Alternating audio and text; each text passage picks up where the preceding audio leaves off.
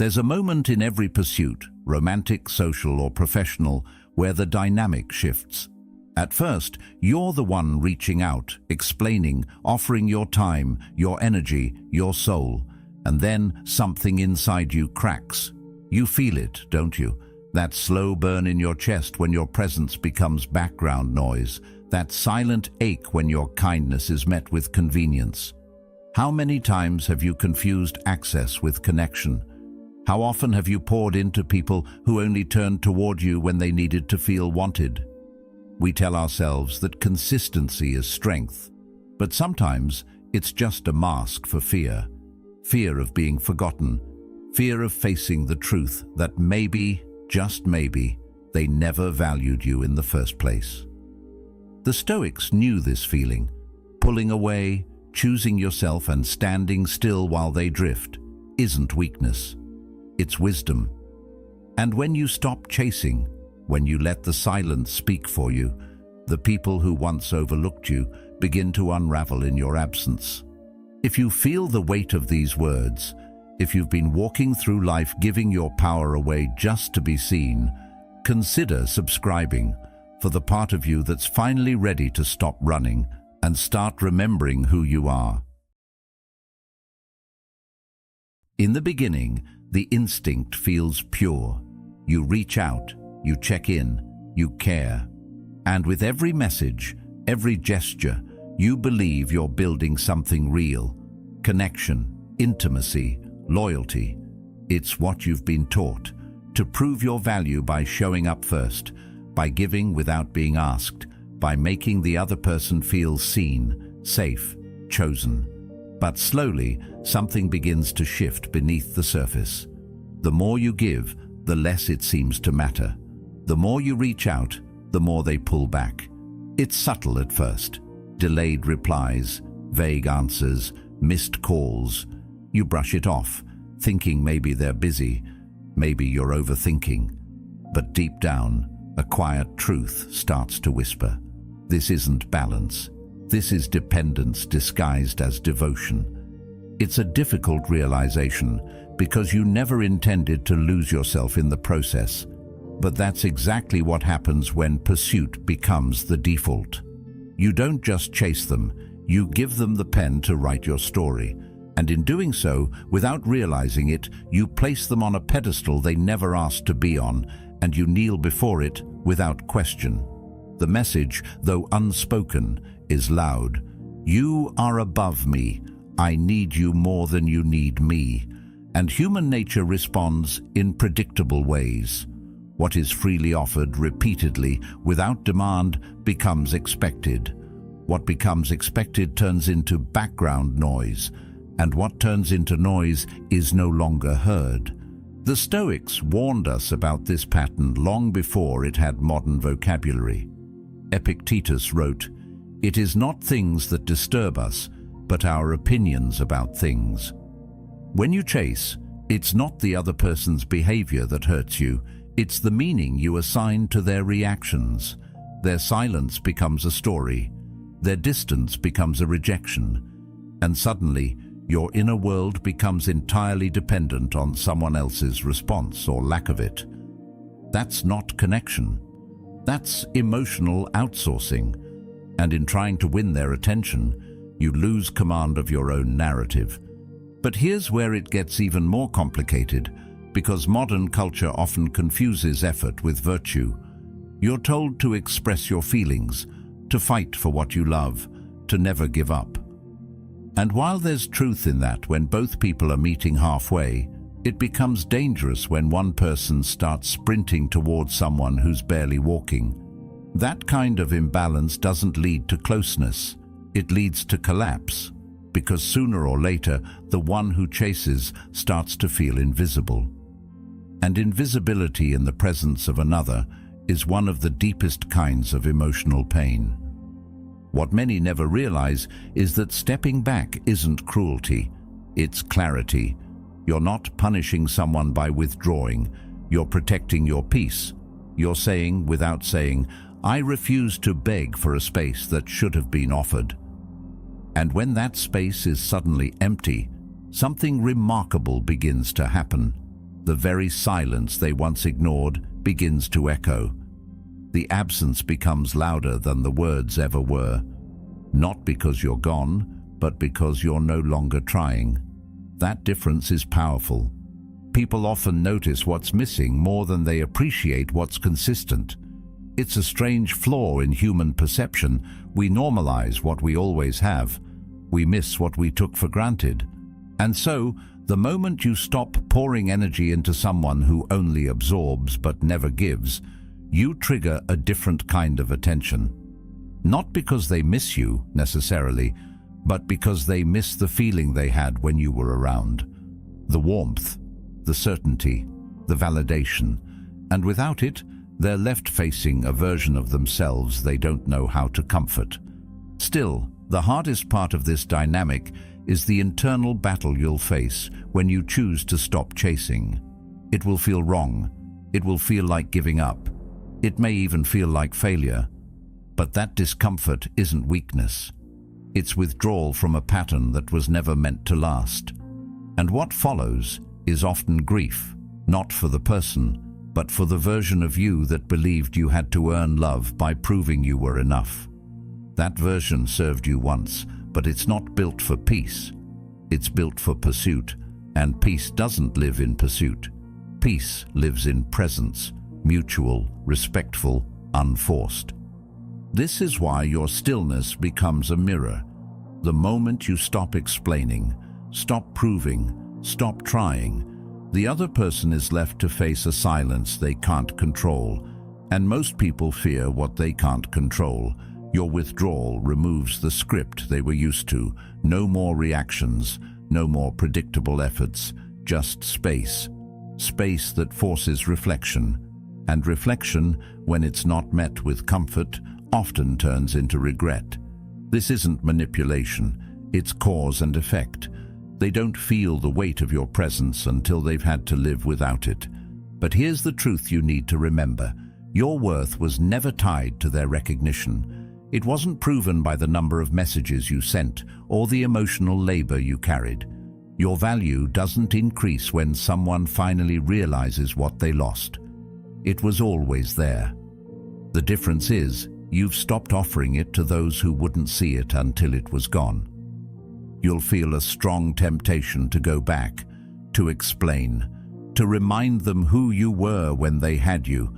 But silence can say everything explanation cannot. When done with intention, silence becomes a boundary, not a wall of anger, but a door of self-respect. It says, I'm not here to convince, I'm here to live. And in a world obsessed with noise, with proving and posting and reacting, that kind of quiet becomes sacred. There comes a moment when you stop explaining, not out of spite, but out of clarity. It's not loud. It doesn't come with an announcement or a warning. It just happens. A decision is made, often quietly, within yourself. You choose not to send the follow-up message. You choose not to ask for understanding, and that silence, though outwardly small, carries an enormous weight. Because people are used to reactions, they're used to explanations, they expect a reason, a label, a neatly tied-up ending they can either argue with or dismiss. But when none of that arrives, when all they receive is stillness, something inside them begins to shift. The power of silence isn't in what it says, but in what it forces others to hear. And what they hear isn't your voice, it's their own. That's what makes it so unsettling. You're no longer part of the story they're writing. You've stopped participating in the cycle, and now they're left staring at a space you once filled, trying to make sense of the quiet you left behind. It's not rejection that rattles them. It's the absence of noise, of resistance, of closure. And without those, the mind loops. It replays old conversations. It examines old texts. It imagines what you must be thinking now that you've stopped speaking. Seneca once wrote, "He who suffers before it is necessary suffers more than is necessary." And that's exactly what begins to happen. In the silence, their imagination becomes their enemy. They begin to suffer not because of something you did, but because of everything you didn't say. Their mind fills in the gaps with assumptions, fears, guilt, longing. This is the silent shift of power, not control through force, but through your absence.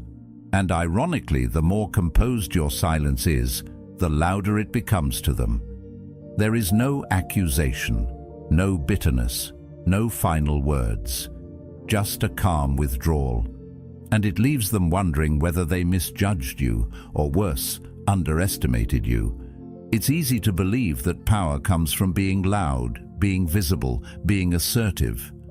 But real power often moves in quiet ways. It's not always in the confrontation, it's in the refusal to engage, the dignity to not defend, the strength to walk away without needing to be heard. That's what disrupts people the most. Because they can prepare for anger, they can brace for conflict, but they are defenseless against stillness, especially when that stillness used to be filled with your warmth, your effort, your presence.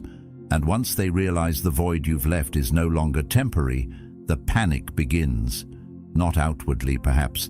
They may still pretend nothing's wrong. But inside, the questions grow louder. Why aren't they reacting? Did I push them too far? Are they really done with me? It's not just curiosity, it's insecurity. Because now, they're no longer sure where they stand.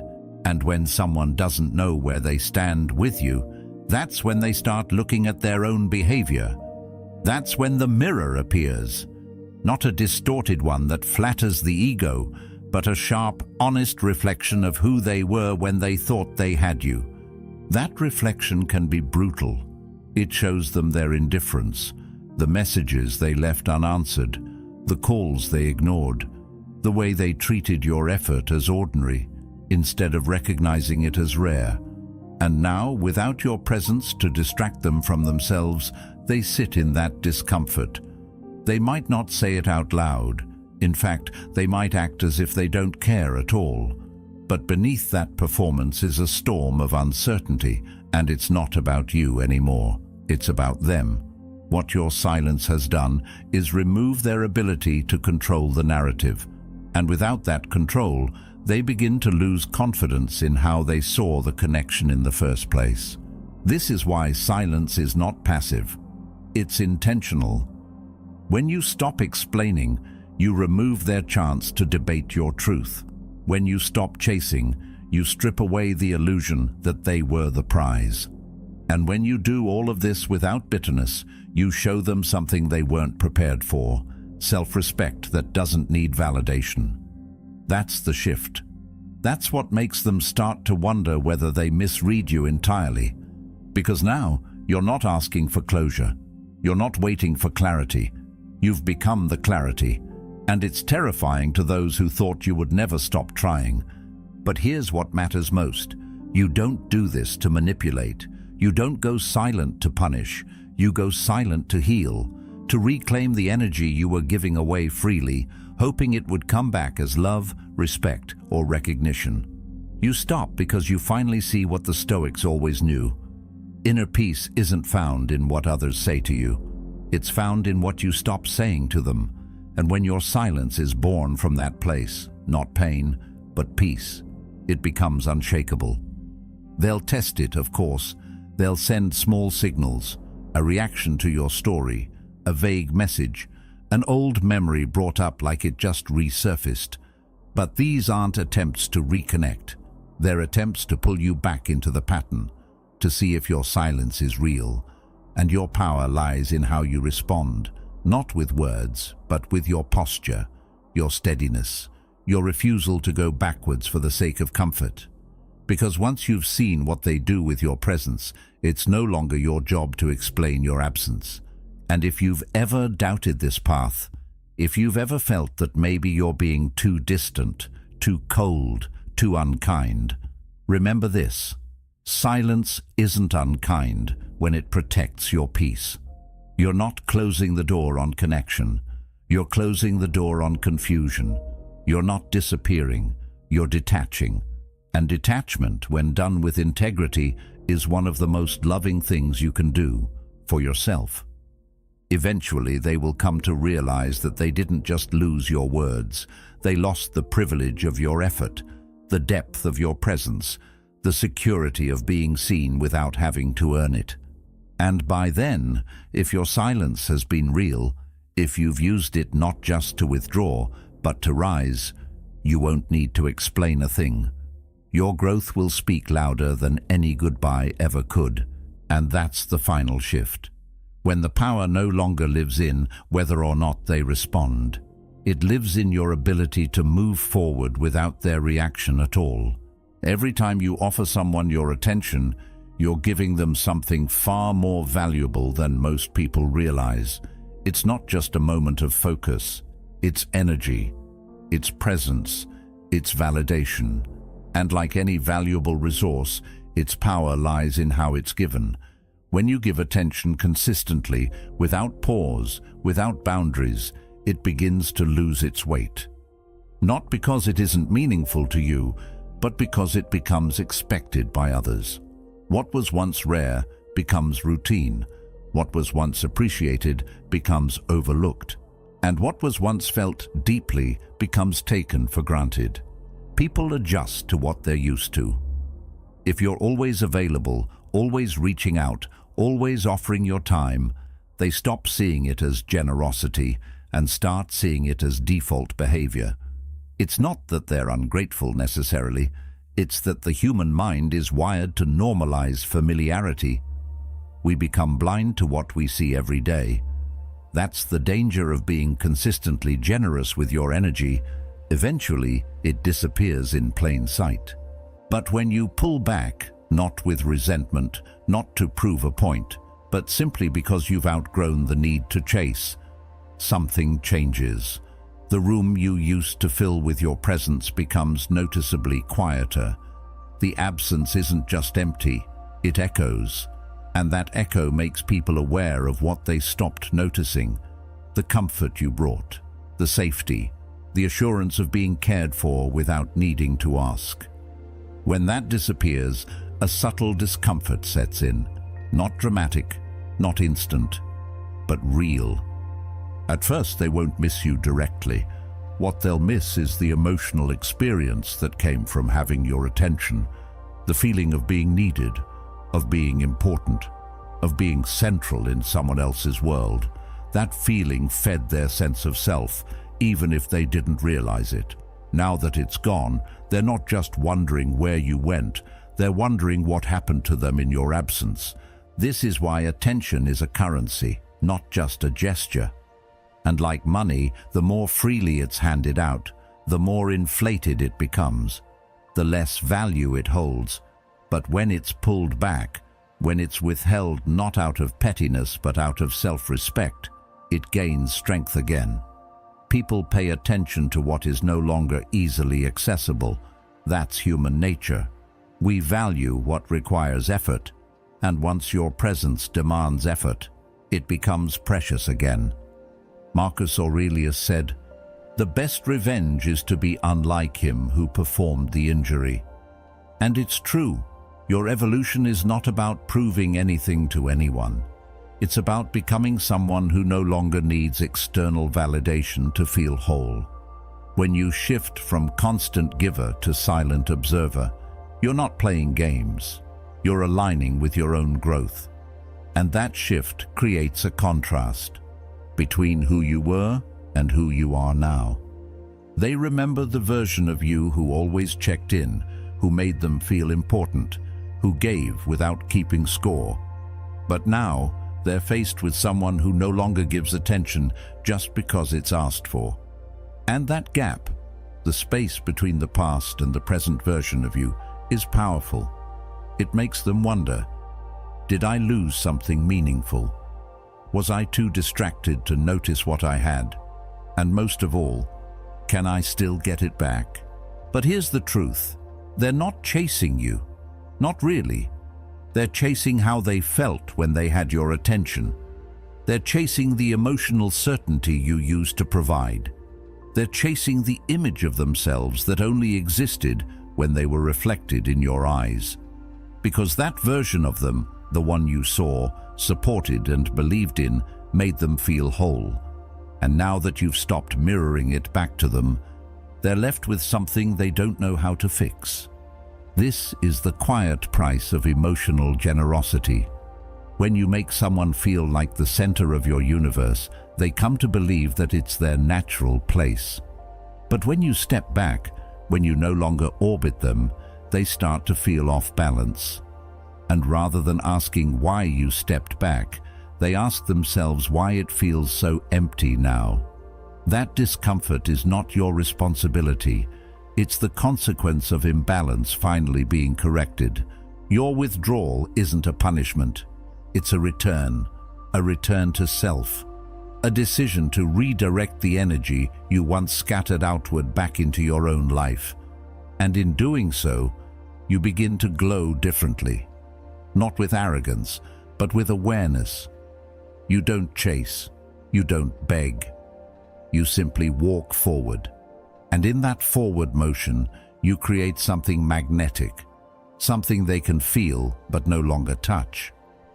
When they look at you now, they see someone unfamiliar, someone with boundaries, someone who doesn't explain, doesn't justify, doesn't overextend. You've become harder to read, and that mystery creates curiosity. But more than curiosity, it creates tension, because now their certainty is gone, and in its place is a silent question. Did I lose something I never deserved to hold?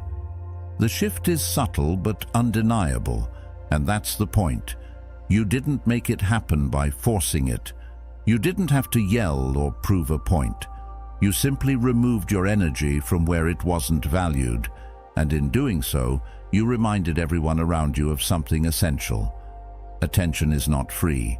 It costs time, presence, emotion, and when it's given without care, it depletes you. But when you protect it, when you become selective with it, it becomes sacred. That's what changes everything. Not just how they see you, but how you see yourself. You're no longer defined by who responds to you. You're defined by who you choose to respond to. That's the real power. So no, they don't miss the version of you who's grown.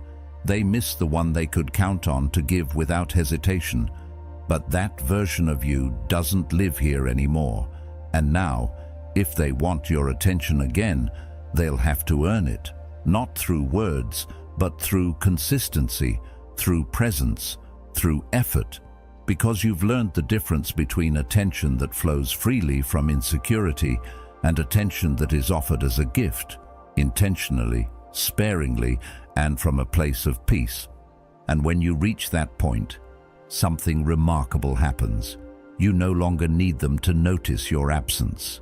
You no longer care if they come back, because you've already come back to yourself. There's a kind of strength that doesn't speak. It doesn't argue. It doesn't explain. It simply removes itself, and in doing so becomes undeniable. That's the kind of strength most people underestimate. We've been taught to believe that power looks like noise, like confrontation, like winning an argument or proving someone wrong. But the truth is, real power is often found in the quietest moments, the ones where you say nothing at all. When you stop chasing someone, you're not just changing your behavior, you're reclaiming your story, you're taking back the pen and deciding that your peace is no longer up for negotiation.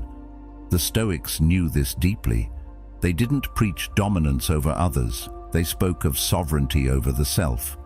And in that sovereignty, they found their deepest freedom.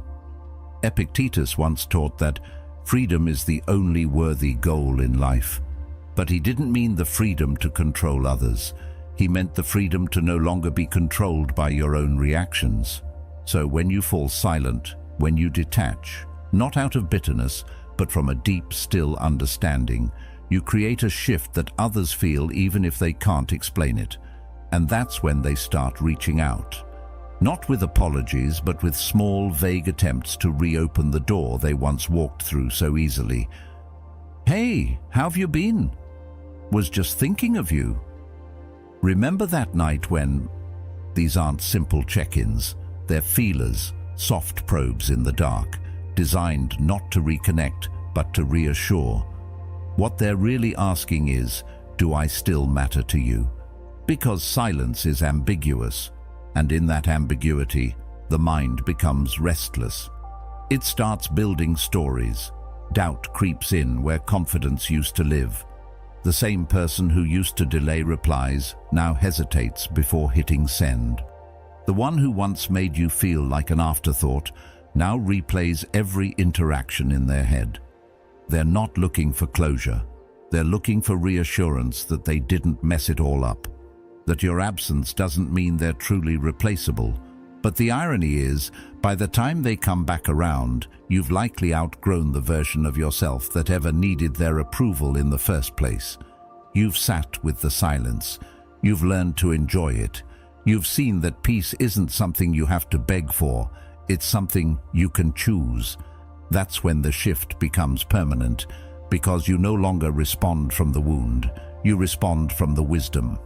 As Carl Jung once said, people will do anything, no matter how absurd, to avoid facing their own soul.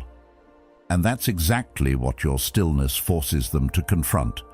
You've stopped cushioning them with your attention. You've stopped softening their ego with your reassurance. Now, all they have left to face is themselves, and what they did when your heart was in their hands. Your silence becomes a mirror, and unlike words, mirrors can't be argued with, they just reflect. And what that reflection shows isn't just who they are, it shows who they were with you. It shows how little they gave, how easily they took, how quietly they assumed you'd always be there. And now that you're not, they're forced to sit with the realization that what they pushed away is no longer within reach. This isn't about punishment, this is about transformation. You didn't go silent to hurt them. You didn't detach to make them suffer. You did it because you finally saw what chasing was costing you, your energy, your dignity, your clarity. You realized that the constant need to explain, to fix, to be chosen, was slowly eroding your sense of self.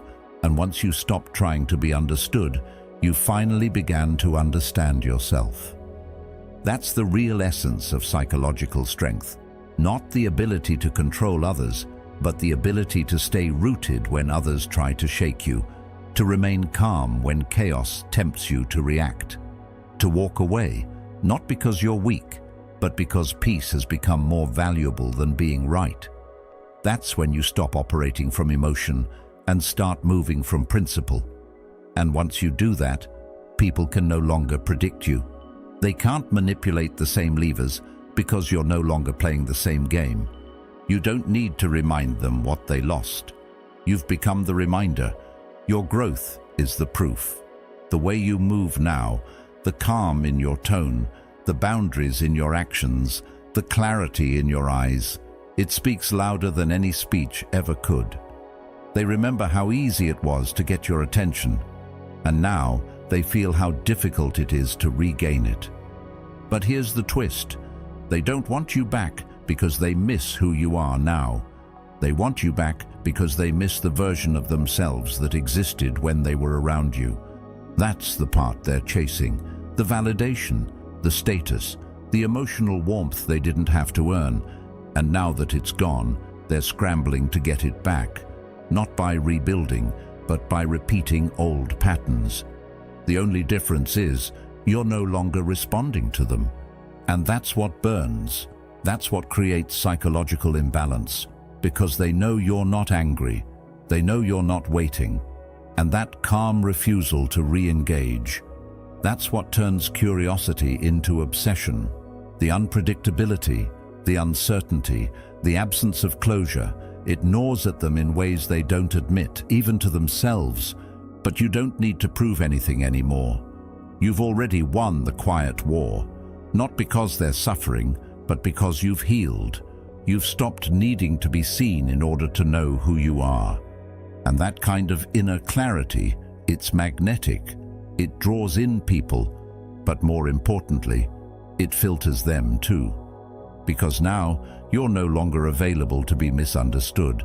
to be undervalued, to be someone's emotional safety net while they decide if you're worthy. You've stepped into a different realm, a space where your silence holds weight, where your energy is sacred, and where your attention is no longer given away. It's earned, not by those who ask for it, but by those who understand what it means to hold it with care. You don't have to raise your voice to be heard. You don't have to chase to be chosen. Sometimes, the most powerful thing you can do is stand still and let the silence reveal the truth. Because when you stop needing to be seen, you finally begin to see yourself clearly. If this spoke to you, there's another video waiting that will take you even deeper into this path of self-mastery. Click on one of the suggested videos on your screen.